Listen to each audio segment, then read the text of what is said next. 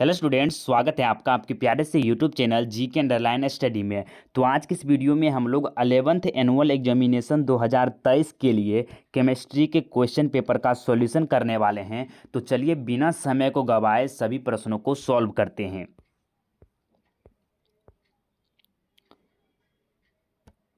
तो इसमें आपको 42 प्रश्न रहेंगे, जिसमें से आपको सिर्फ 35 प्रश्नों का ही उत्तर देना है। तो इसका पहला प्रश्न है कि निम्नलिखित में से कौन सी जोड़ी गुणित अनुपात के नियम का सहायक है या नियम का पालन करता है।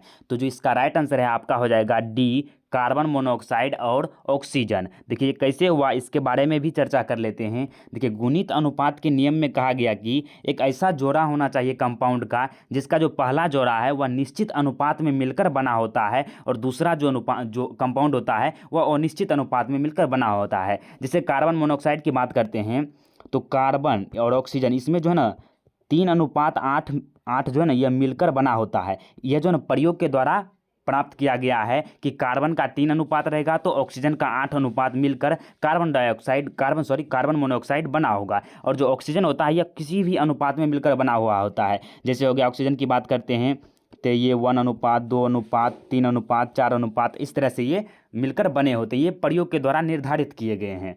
उसके बाद देखिए दूसरा प्रश्न है कि गुणित अनुपात के नियम का प्रतिपादन किसने किया। तो गुणित अनुपात के नियम का प्रतिपादन जॉन डाल्टन ने किया था। तो इसका राइट आंसर आपका हो जाएगा ए, जॉन डाल्टन।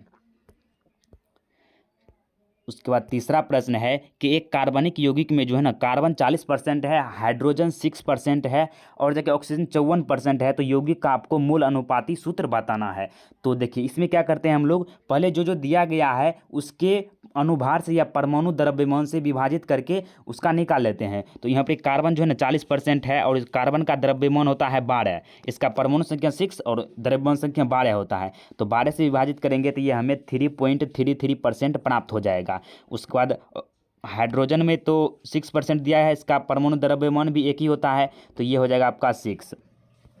उसके बाद देखिए ऑक्सीजन 54% दिया गया है तो 54 हो गया। उसके बाद इसका जो है ना 16 होता है परमाणु द्रव्यमान, तो इसका कीजिएगा तो आपका हो जाएगा 3.3%। तो आपको आप तीनों को जो है ना सरल अनुपात में निकाल लेना है। तो कैसे निकालेगा, तो इसके लिए हमें क्या करना है, तो पहले कार्बन है तो कार्बन हो जाएगा, उसके बाद हाइड्रोजन, उसके बाद ऑक्सीजन। तो इसका हो जाएगा, पहला का था 3.33% अनुपात 6% अनुपात 3.3%। तो देखिए सरल अनुपात में इसे व्यक्त करना है तो तीनों में विभाजित कर दीजिए, 3 से भाग लगा दीजिए।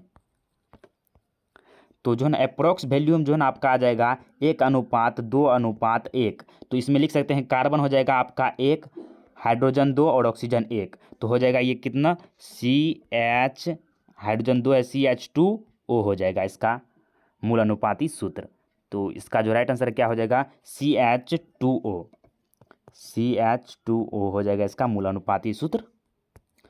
उसके बाद है कि समान परमाणु संख्या परंतु भिन्न परमाणु भार या परमाणु द्रव्यमान वाला तत्व कहलाता है तो वह समस्थानिक कहलाता है। क्या कहलाता है, तो समस्थानिक कहलाता है। देखिए समस्थानिक किसे कहा जाता है, तो उसमें परमाणु की संख्या समान होगा लेकिन उसका जो द्रव्यमान है वह भिन्न भिन्न होगा, उसी को हम लोग समस्थानिक कहते हैं। जैसे हाइड्रोजन के 3 समस्थानिक होते हैं, जैसे हो गया हाइड्रोजन के 3 समस्थानिक होते हैं, परमाणु संख्या सबका सेम ही है। पहले H11 हो जाएगा, फिर 12 आ जाता है, उसके बाद H13 आ जाता है।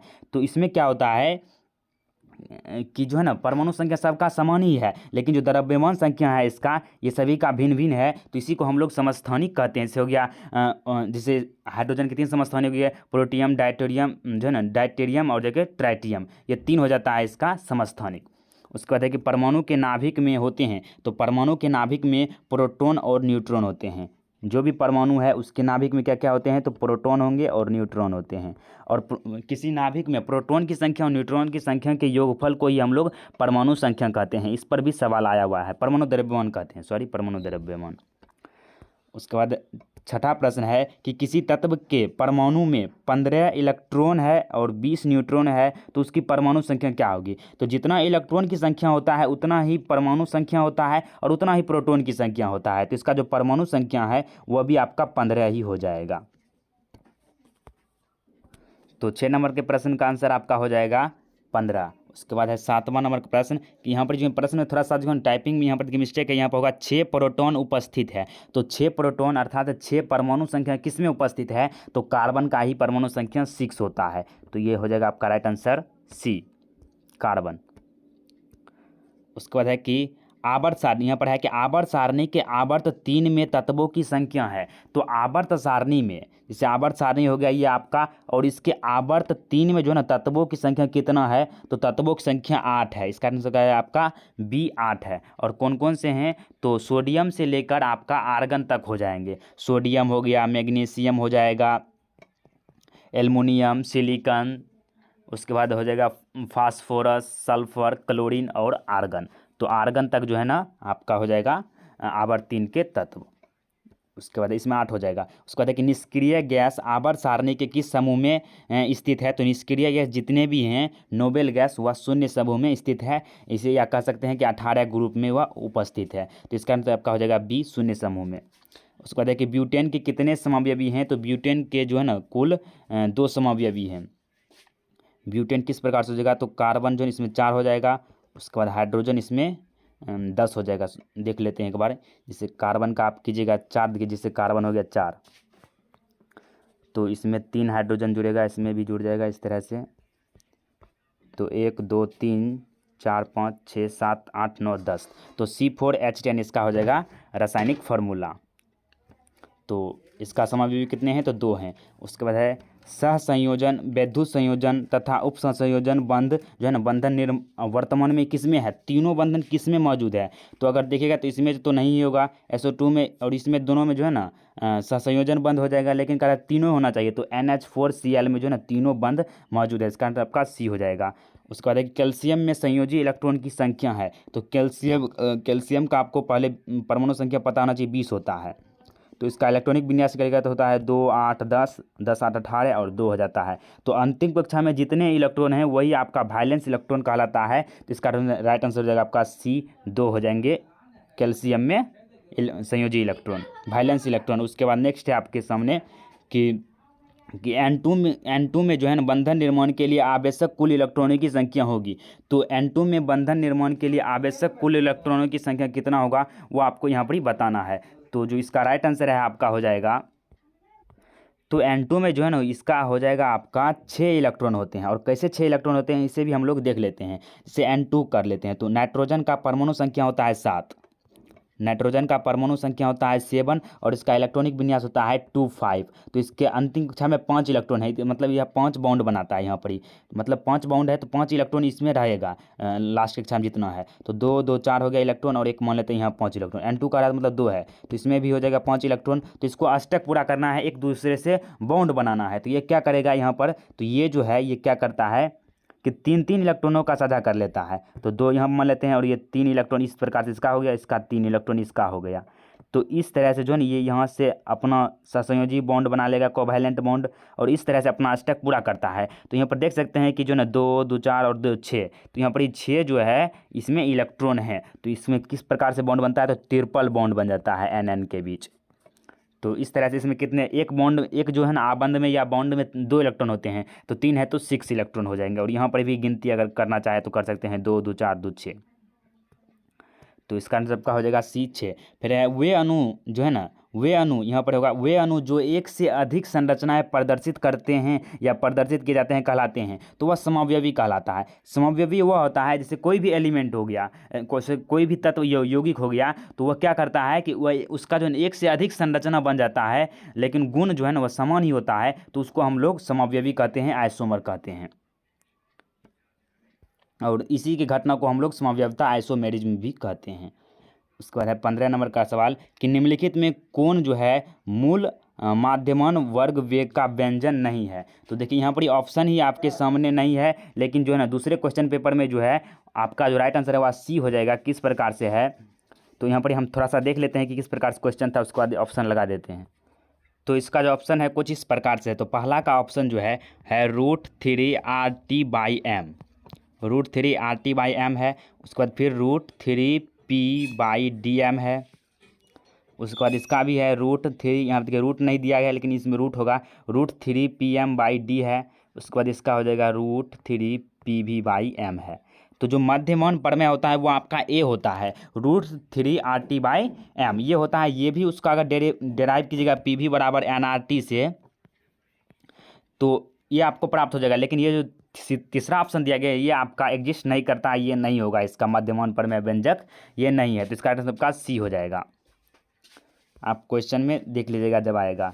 तो उसके बाद है कि एक्स और वाई गैसों के जो वाष्प घनत्व जो है 3:5 के अनुपात में है। तो कह रहा है इन गैसों का अनुभार क्या होगा। तो अनुभार क्या होता है, इसमें जितना अनुपात दे दिया है, जैसे यहाँ पर गैसों के वाष्प घनत्व, तो गैसों के वाष्प घनत्व क्या होता है, गैसों का जितना वाष्प घनत्व होगा, वाष्प घनत्व वह समानुपाती होता है गैसों के अनुभार के, गैसों के अनुभार के समानुपाती यहाँ पर ही होता है। तो जितना इसमें अनुपात है उतना ही अनुपात हो जाएगा इसका गैसों का अनुपात ही। तो इसका आंसर आपका हो जाएगा 3:5। फिर संयंत्रता गुणांक की इकाई है। तो संयंत्रता गुणांक की इकाई होता है kg/मीटर/सेकेंड ये होता है। या दूसरा अगर मात्रक कीजिएगा तो वो होता है आपका प्वाइज। यहाँ पर ध्वाइज लिखा गया है लेकिन प्वाइज होगा, प्वाइज जो है इसका मात्रक हो जाता है, अन्य मात्रक।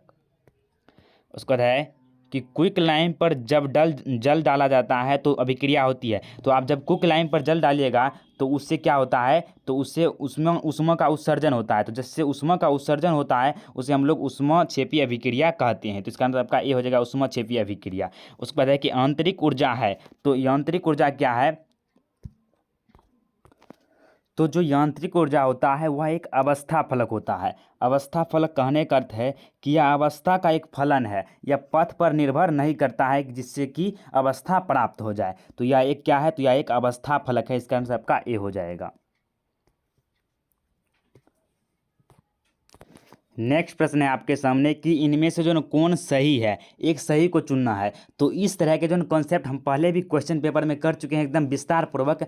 हम आपको बताए थे कि जो CP होता है CP-CV यह R के बराबर होता है। R जो क्या है, तो यह मोलर गैस कांस्टेंट है। तो मोलर गैस कांस्टेंट के बराबर होता है, जिसमें हम लोग पढ़े थे कि जो गामा बराबर था CP/CV। तो इसको जो है ना CV के टर्म में लिखना था। तो इस सूत्र का प्रयोग करके हम लोगों ने उस क्वेश्चन पेपर को सॉल्व किए थे, उस क्वेश्चन को सॉल्व किए थे। तो ये जो कॉन्सेप्ट देखिए प्रश्न में भी आ चुका है। देखिए कितना अच्छे तरीके से आप बता सकते, इसका आंसर हो जाएगा आपका C, CP-CV/R। देखिए कोई गलत भी बताता है इसका आंसर तो आपको उस पर विश्वास नहीं करना है। इसका आंसर आपका हो जाएगा C। उसके बाद है कि अभिक्रिया है कि H2+Cl2 जो है ना 2HCl बनता है और प्लस जो है ना 44 कैलोरी ऊर्जा का जो ना मतलब ऊर्जा उत्सर्जित करता है। तो HCl की गठन की ऊष्मा क्या होगी, तो गठन की ऊष्मा के लिए आपको कुछ नहीं करना है, इसमें 2 से विभाजित कर देना है। तो ये भी आपका हाफ हो जाएगा, ये भी हाफ हो जाएगा, ये 2 कट जाएगा और ये भी कटेगा 22 बार में। तो जितना कट कर बचेगा आधा करने पर वही आपका गठन की ऊष्मा होता है। तो ये हो जाएगा 22 कैलोरी। तो इसका आंसर आपका हो जाएगा C, 22 कैलोरी। देखिए आप कारण भी जानना है कि प्रश्न का आंसर ये क्यों है।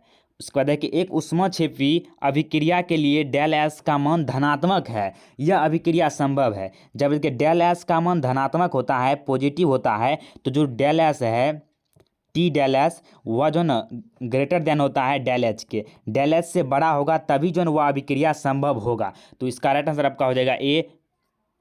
उसके बाद नेक्स्ट है कि PCl3+Cl2 जो है यह अभिक्रिया करके PCl5 बनाता है। तो अभिक्रिया में PCl5 के निर्माण में मदद मिलता है। तो वह उत्प्रेरक के द्वारा ही हमें PCl5 प्राप्त होता है, कैटेलिस्ट के द्वारा ही। उसके बाद है कि इनमें क्या कौन सा संबंध जो है वह सही है। तो इनमें जो संबंध सही है वो हो जाएगा आपका राइट आंसर बी। पीएच मान जो है ना वह क्या होता है, तो minus log into hydrogen ion होता है। किसी परिभाषा के तौर पर हम जानते हैं कि पीएच मान का परिभाषा यह कहा गया है कि किसी भी विलयन में पीएच मान वह होगा कि उस विलयन में उपस्थित हाइड्रोजन आयन के H+ आयन के ऋणात्मक लघुगणक मतलब माइनस लॉग के लघुगणक को ही हम लोग पीएच मान कहते हैं। तो इसका राइट आंसर आपका हो जाएगा बी। उसके बाद नेक्स्ट है आपके सामने 26 नंबर का प्रश्न है कि हाइड्रोजन का जलना कहलाता है। तो हाइड्रोजन जब जलता है ऑक्सीजन की उपस्थिति में, जब अभिक्रिया कराते हैं H2 और O2 से, तो जो ये आपका H2 बनता है इसमें इलेक्ट्रॉन का त्याग हो रहा है, ये ऑक्सीकरण हो रहा है। यहाँ पर जो है ना कि ऑप्शन में यहाँ पर नहीं है, लेकिन यहाँ पर C जो ऑप्शन है इसका हो जाएगा ऑक्सीकरण, ऑक्सीडेशन हो जाएगा इसमें, ऑक्सीकरण इसका राइट आंसर हो जाएगा। ऑक्सीजन का हाइड्रोजन का जलना क्या कहलाता है, तो ऑक्सीकरण कहलाता है। उसके बाद नेक्स्ट है कि एक उदासीन घोल का पीएच मान क्या होता है, तो उदासीन घोल का पीएच मान कितना होता है, तो 7 होता है। जब 7 से कम रहेगा, सॉरी 7 से कम रहेगा इधर, तो वो हो जाएगा आपका अम्लीय, और 7 से अधिक रहता है तो वो हो जाता है आपका क्षारीय।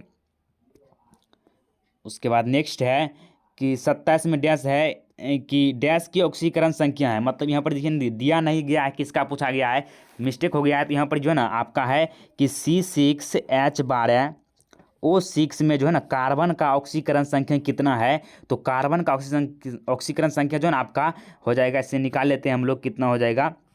देखिए पूरा कंपाउंड में जो है ना C6H12O6, तो देखिए इसमें क्या होता है, तो कार्बन का कड़ा निकालने के लिए तो इसको एक्स मान लेते हैं, ये हो जाएगा आपका 6x। उसके बाद हाइड्रोजन का 1 ही होता है, और ऑक्सीजन का 1 होता है तो 12 हो जाएगा, क्योंकि 12 अणु है इसमें। उसके बाद ऑक्सीजन का होता है ऑक्सीकरण संख्या +2, तो इसमें हो जाएगा 2 गुना 6 तो 12 हो जाएगा, और इक्वल टू 0, तो 6x हो गया। उसके बाद ये हो जाएगा आपका 24, 12 बराबर 0, तो 24 हो जाएगा तो माइनस में हो जाएगा, तो 6x बराबर कितना आ जाएगा, -24। ये कट जाएगा 4 बार में, तो x बराबर -4 आ गया। तो ऑक्सीजन की जो ऑक्सीजन संख्या हो जाएगा कार्बन का, तो वो हो जाएगा आपका -4। कितना हो जाएगा, -4 हो जाएगा, क्योंकि -4 होगा तभी जो है ना C6H12O6 का जो है ना ऑक्सीकरण संख्या का अगर आप योगफल कीजिएगा तो 0 होगा। इसका -4 हो जाता है तो 6 चौके 24 हो जाएगा। उसके बाद ये हो जाता है 12 + 12, तो देखिए कट कर 0 प्राप्त हो जाएगा, 0 बराबर 0, इसीलिए इसका -4 हो जाएगा ऑक्सीकरण संख्या। उसको देखिए मीथेन में कार्बन का प्रसंकरण है, मतलब हाइब्रिडेशन क्या होगा, तो मीथेन का होता है CH4 फार्मूला, तो निकाल लीजिए। कार्बन में 4 वो हाइड्रोजन जुड़ेगा इसमें, तो जितना इसमें सिंगल बॉन्ड उसको सिग्मा बॉन्ड मानिए, sigma bond sigma bond sigma, 4 sigma bond रहेगा तो इसका हो जाता है sp3, 3 रहेगा तो sp2, 2 रहेगा तो सिर्फ sp, तो इसमें 3 है 4 है तो इसमें क्या हो जाएगा sp3, हाइब्रिडेशन क्या हो जाएगा, तो sp3 हो जाएगा। उसके बाद नेक्स्ट है कि F2O में जो है ना फ्लोरीन का F का जो है ऑक्सीकरण संख्या कितना होगा, तो F2, यहाँ पर ये 2 है फ्लोरीन, तो इसको मान लेते हैं x, तो हो जाएगा ये 2x। उसके बाद ऑक्सीजन का होता है 2, तो ऑक्सीजन का 2 होता है तो इसमें भी 2 हो जाएगा, और उसके बाद 0 के बराबर आपको कर देना है। तो यहाँ पर जो है फ्लोरीन का पूछा गया है ऑक्सीकरण संख्या कितना होगा, तो देखिए फ्लोरीन 2 है तो इसको हम लोग 2x मान लेते हैं, एक को मानेंगे x, उसके बाद 2 है तो 2x हो जाएगा। उसके बाद ऑक्सीजन का होता है ऑक्सीकरण संख्या +2, तो +2 हो गया, और तीनों का जो है ना दोनों का योगफल जो है किसी भी कंपाउंड हो गया उसका ऑक्सीकरण की संख्या का योगफल होता है 0 के बराबर, तो कर देंगे तो ये हो जाएगा 2x। उसके बाद ये 2 प्लस जाएगा उधर जाएगा तो माइनस हो जाएगा, तो ये 2 2 कट जाएगा, तो यहाँ पर हो जाएगा -1, तो इसको फ्लोरीन का ऑक्सीकरण संख्या हो जाएगा इसमें -1, इसका आंसर आपका ए हो जाएगा। उसका देखिए नेक्स्ट प्रश्न है आपके सामने, तो हम लोगों ने 29 तक प्रश्न सॉल्व कर चुके थे। देखिए इसका 30 नंबर का सवाल क्या है, तो 29 का बताए थे आपको, -1 आंसर है। उसके बाद देखिए इसका नेक्स्ट है कि हाइड्रोजन के +1 ऑक्सीकारक जो है ना अवस्था में बना यौगिक है, मतलब +1 ऑक्सीकारक अवस्था में कौन सा इसमें यौगिक बना हुआ है, तो अगर इसका आप करते हैं तो इसका हो जाएगा आपका राइट आंसर डी हो जाएगा। कैसे हो जाएगा, तो यहाँ पर जो नाइट्रोजन है उसका 3 हो जाएगा, NH3 है, तो नाइट्रोजन का -3 इसमें लेना है, और 5 भी होता है लेकिन -3 वाला लेना है। उसके बाद हाइड्रोजन का पूछा गया है +1 होना चाहिए, तो यहाँ पर 3 है तो इसको हम 3x मान लेंगे, 3 है, एक को x मानेंगे तो 3 को 3x मान लेंगे। उसके बाद देखिए 0 बराबर कर दिए, उसके बाद -3 को उधर करेंगे तो +3 हो जाएगा, तो ये 3x हो जाए ना +3 के बराबर हो जाएगा, 3 3 कट जाएगा, तो x बराबर +1 प्राप्त हो गया। तो किस कंपाउंड के लिए प्राप्त हुआ, तो NH3 कंपाउंड के लिए प्राप्त हुआ, इसीलिए इसका राइट आंसर आपका हो जाएगा डी। उसके बाद देखिए D2O का जो है ना विशिष्ट घनत्व होता है, तो जो D2O है भारी जल, ये जो है ना इसका जो घनत्व है वह H2O से अधिक होता है, मतलब जल से अधिक होता है, जिसका मतलब A H2O से ज़्यादा होता है। फिर है कि वर्ग 1 के तत्वों के 72 कक्षा में इलेक्ट्रॉन की संख्या होती है, तो वर्ग 1 के तत्व जितने भी S ब्लॉक के अंतर्गत आते हैं, तो उसके जितने भी एलिमेंट हैं उसका जो प्रथम वर्ग के हैं उसके 72 कक्षा में 1 इलेक्ट्रॉन होते हैं। क्यों होते हैं, जैसे आप सोडियम का ले लीजिए उदाहरण, हाइड्रोजन का भी 1 ही होता है, हेलिना के रब से फरियाद ठीक होगा, तो 2 8 10 हो गया, इसका 1 हो गया, तो 11 होता है इसका परमाणु संख्या, तो 1 हो गया इसके 72 कक्षा में। उसके बाद पोटेशियम का लीजिए के का, उसका भी 1 ही आएगा, तो इस प्रकार से जो ना वर्ग 1 के तत्वों का 72 कक्षा में इलेक्ट्रॉन कितना होगा, तो 1 होगा, तो इसका मतलब क्या हो जाएगा C1। उसके बाद देखिए नेक्स्ट है 32 नंबर का सवाल क्या है कि वर्ग 1 के तत्व को, ये तो हो ही गया कि वर्ग 1 के तत्वों में 72 कक्षा में इलेक्ट्रॉन की संख्या 1 हो जाएगा। उसके बाद देखिए Ca तत्व है, तो Ca किस जो है ना ग्रुप का तत्व है, तो जो Ca है आपका यहाँ पर जो है ना Ca हो जाएगा आपका ग्रुप S ब्लॉक का तत्व है।